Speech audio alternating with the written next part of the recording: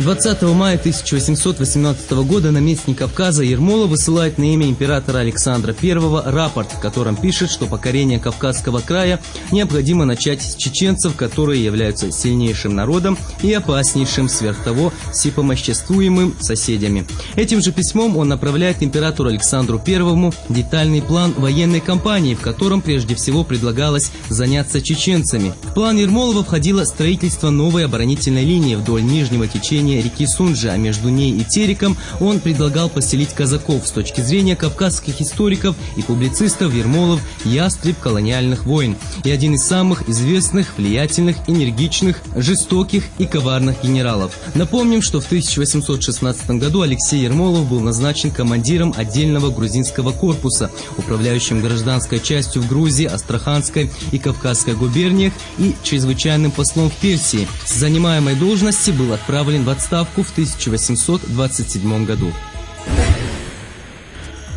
17 мая 1905 года от чеченского, ингушского, кабардинского и осетинского народов на имя администрации Терской области было подано коллективное прошение о предоставлении горскому населению прав местного сельского самоуправления. На рубеже 19-20 веков во многих районах Северного Кавказа широкий размах принимало изгнание старшин из сельских правлений, злоупотреблявших своим положением и замешанных в коррупции.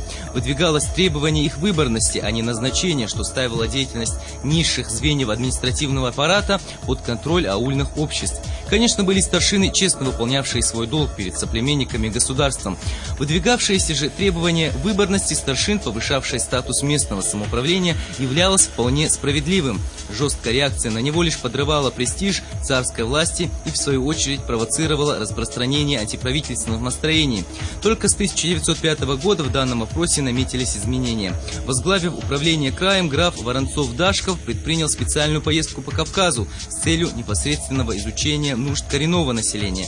Во время посещения Терской области представители от горских народов подали ему несколько прошений. Среди них были и ходатайства о предоставлении сельским обществам права избирать самим старшин и об упорядочении их сельских сходов.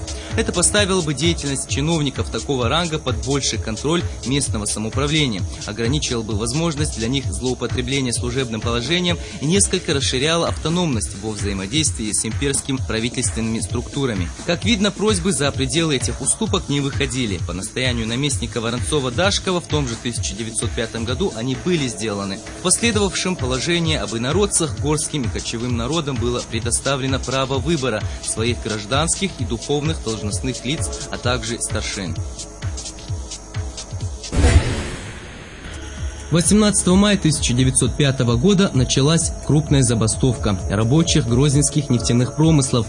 Забастовали рабочие нефтяных промыслов Ахвердова, Максимова и Петербургского общества. О масштабах забастовки можно судить хотя бы по тому факту, что в забастовке только от фирмы Ахвердовой компания приняло участие до 1500 человек. Основные требования бастующих – предоставить рабочим бесплатные квартиры, установить 8-часовой рабочий день, повысить зарплату на 25%, открыть школы для детей рабочих и организовать детям бесплатное обучение. Претензии нефтерабочих по тем временам воспринимались как ничем не обоснованные, так как нефтяникам платили едва ли не больше, чем любым другим пролетариям в стране.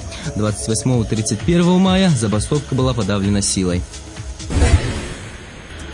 Регулярное транспортное сообщение авиалиния Москва, Минеральные воды, Грозный, Баку, Тбилиси начало действовать еще в мае 1927 года. Чуть ранее Совнаркома было принято постановление, в котором отмечалось огромное экономическое, политическое и военное значение нового вида воздушного транспорта и признано необходимым организовать регулярную авиалинию. В целях организации пересадочной станции в Грозном было решено под этот проект выделить участок земли размером в 1 квадратный километр для устройства аэродрома. Для гражданской авиации требовались особые специально спроектированные самолеты. На первых порах это были в основном одномоторные 7-10-местные машины смешанной и цельнометаллической конструкции. Спустя 20 лет после открытия как такового авиасообщения между Москвой и Грозным состоялся и первый рейс пассажирского самолета. Международный день музеев появился в календаре в 1977 году, когда на очередном заседании Международного совета музеев было принято предложение российской организации об учреждении этого культурного праздника. С 1978 года Международный день музеев стал отмечаться более чем в 150 странах. Дата как никогда актуальна и для Чеченской Республики, особенно если учитывать ту огромную работу, которая проведена по восстановлению здания музея и музейного фонда. Об истории Национального музея. Основан в 1924 году как Грозненский окружной музей по истории и религии. В его фондах было около 150 единиц хранения.